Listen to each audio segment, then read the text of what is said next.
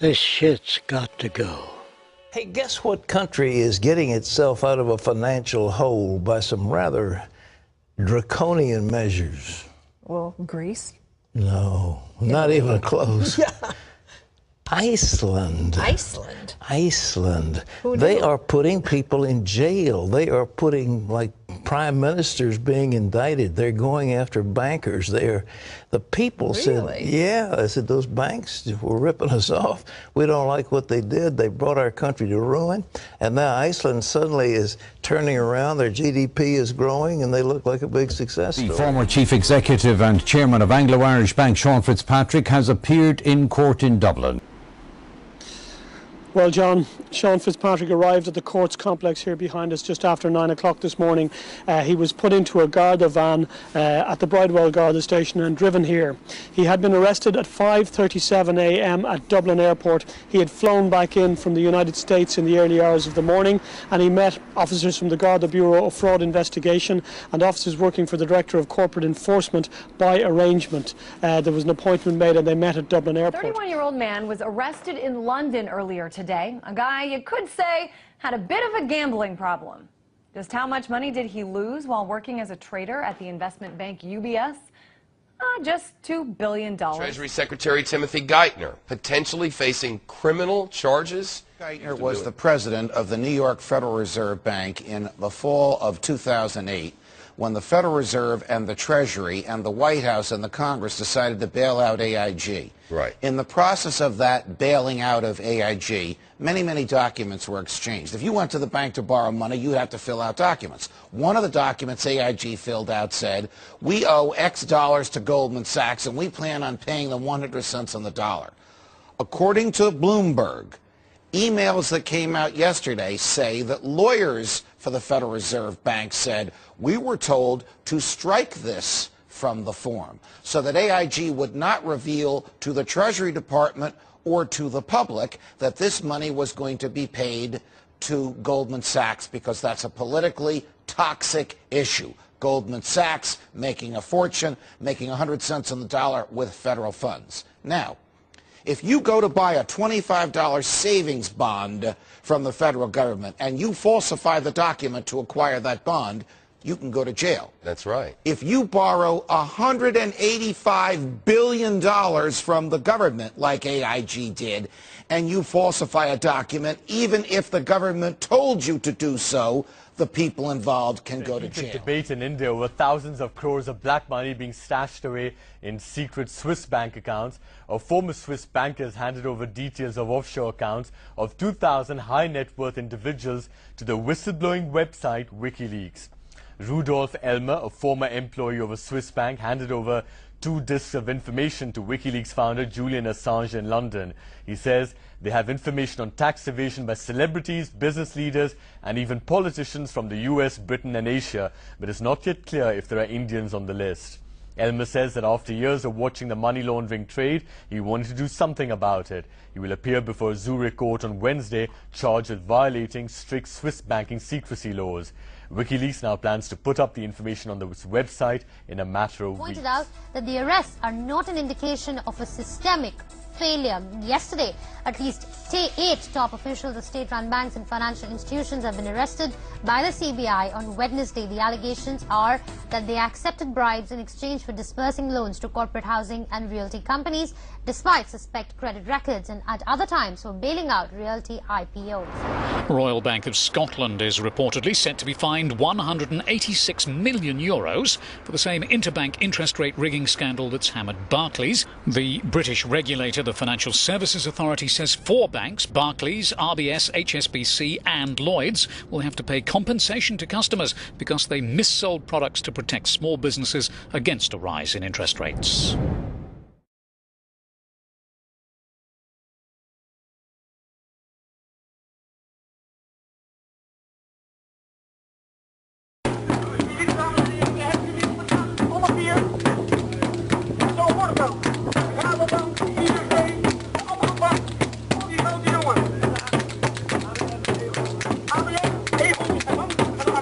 One of the most influential men in the world, but no amount of money can buy his freedom. 62-year-old IMF head Dominique Strauss-Kahn spent the night in a jail cell in an East Harlem police station. It was a far cry from his $3,000 a night luxury hotel suite at the Sofitel in Times Square. That's where cops say he sexually assaulted a 32-year-old maid, chasing her around the suite naked, trying to rip off her underwear, then forcing her to perform a sex act. It's almost like they're not human, isn't it? You look at them and you think, these people don't live in the same world as us. Do you remember that before the crisis happened, what they were doing was decimating the high street banks, laying off all their staff, putting us all on computers when they clearly hadn't developed the technology for those computers. They told us that they were doing that to make things better for us. They didn't. They made things worse for us. And it was simply in order to collect up an enormous amount of money that they could invest in the casino of international banking. And they blew it because they didn't understand it. And then they come back to us and say, oh, can you bail us out now for hundreds of millions of pounds? We give them the flipping money and they don't lend it to us even though they've promised to do so. They have the gall to increase their wages by 12%, to give themselves bonuses and say we've got to do this because if we don't, we'll leave the country. And all the time, actually, in the background, they're committing acts which in any other business I think would be seen as criminal. I have no respect for British bankers and the British banking system at all. They've dragged us into that situation. It's about time they started getting us out. Another posh New York City hotel, another hotel maid saying she was sexually assaulted by another foreign banker. Entering into the synchronized global pullback or recession, and in some cases a depression, then these items are coming to the surface. For example, the 20 to 30 trillion of wealth that's held offshore. And most of that wealth, of course, goes through Britain, goes through the UK, because Britain has the least regulated financial markets in the world. That's why MF Global was in Britain. Lehman Brothers went through Britain. Bernie Madoff went through Britain. The latest Peregrine scandal went through Britain. JP Morgan's $2 to $9 billion loss on their balance sheet happened in London. So London is really the headquarters for global banking fraud. And even though the economy is contracting in Britain, I noticed that the banking sector is still making huge profits. The Barclays chief operating officer that was caught committing fraud just got a golden parachute of £8 million. So as I've said, you know, until you get rid of the financial terrorists, then you're going to continue to get, you're going to have these weapons of mass financial destruction blow up in your face. In 2006 and 2007, you were paid about £20 million a year. Now that's 1,000 times more than the average Barclays teller gets paid. Can you be worth 1,000 times more than anybody at Barclays? First of all, most of it wasn't bonus. Most of it was deferred and in equity. And I think, you know, it's appropriate for someone senior as myself to get a blend of short-term and long-term, to get a large portion deferred, and that I'm tied as closely to the shareholders as possible, which was the case. You know, I think market-based compensation is something that is important, and incentives are important. So you think 1,000 times more than the average Barclays teller is appropriate? I don't know where you got your calculations, but I don't, you know. Well, 20 million, 20,000, one is 1,000 times the other. Well, I do the best I can to deliver. Britain's Royal Bank of Scotland is again the target of public outrage, with fresh protests at its branches after the lender awarded over €900 million in bonuses to some of its staff for last year. The bonuses were paid despite the bank posting a fourth quarter loss of €2 billion because RBS is 82% owned by the British government after being rescued with a bailout of over €53 billion of taxpayers' money. I want to assure you, David, that behavior was reprehensible. It was wrong. I'm sorry. I'm disappointed. And I'm also angry. There is absolutely no excuse for the behavior that was exhibited in those activities. We are all in this together. We changed the Conservative Party to be ready for this moment, so that when the moment came, people would see us fit to govern. People would trust us with public services. People would join us to fix the broken society. and people would turn to us to lead the economy out of crisis. There's some real deeper problems going on in this. I'm just a bystander. I don't know anything at all, except I have a Barclays account, right? And that becomes a problem to me, because I know Citibank somehow are connected to this too. And when I live in America, I have a Citibank account, right? And this worries me, that this kind of shenanigans, right? And you said there's crimes. Everybody seems to know there's crime here. Yeah. Now, how on earth is Parliament going to discuss this, really, when both sides, left and right, are connected to this, right? It doesn't just... This doesn't just go back to Brown. Right? This is part of the ongoing problem. Mr. Diamond comes from Wall Street, right? Hello. Both parties love this idea. They're fiddling with rates, right? They're affecting the world, and everything we used to count on as being dependable and accurate is now going to be discussed by these argumentative chaps. There's never going to be a conclusion in that. Who do you want to see do it? Listen, if I nick a motor, right, I'm going to be up before the judge, the Rosa, right? Hello, same thing. Judge. I'm not in charge. You are. I have no authority over you or anyone else. On the contrary, you have authority over me.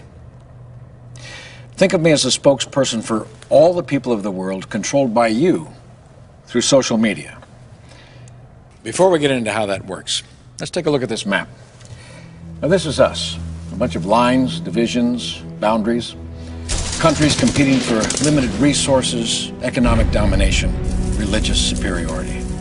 Competition is healthy when it comes to cricket or Facebook travel pictures, but this is just stupid. Let's zoom out and get another perspective. To scale, our solar system is a grain of sand in the Sahara Desert, and this little pixel is our only home. Yet we're sucking up resources like there's no tomorrow, breeding like rabbits, strangulating other species out of existence. Plastic waste in the ocean is growing larger than most countries, with nothing in place to stop it. Industries that are harming our planet are so powerful they can prevent or slow down cleaner technology for the sake of short-term profit. Governments, justice systems, the media are all influenced by self-interest groups whose actions often conflict with the well-being of humankind. Obviously, the world is full of a lot of good people, but as a whole, we're contributing to a system that's broken. We're going down a bad path. So, how do we fix it? Together, through social media, we can influence world leaders and industries to start improving the world as opposed to ruining it. We know this will work because history has repeatedly shown us that leaders and industries must follow public opinion or they fail. Sharing this video, endorsing it, tweeting it, goes a long way toward the creation of a legitimate global democracy. Because the more people unite in one place, the more powerful their voice becomes. A Greek departure from the currency would inflict collateral damage, says PIMCO. At worst, it could spur sovereign defaults in Europe, as well as bank runs, credit crunches, and recessions that may spark more euro exits. Look, Greek exit, at worst, means more money printing for the banks, and they've already priced that into their stocks and their bonuses. What they're really afraid of is that a country finds its inner gonads and decides to become politically independent. That's what they're fearful of. A country standing up for itself. They want Iceland to be just contained. They don't want Greece to stand up for itself. They don't want Ireland to stand up for itself, because then they would tell the bankers to stuff it. That's the real problem. They threaten this financial terrorism, which is false. It's false. These are false attacks. It was a false attack in 2008. It was a concocted, overcooked attack in 9/11. It's a false attack.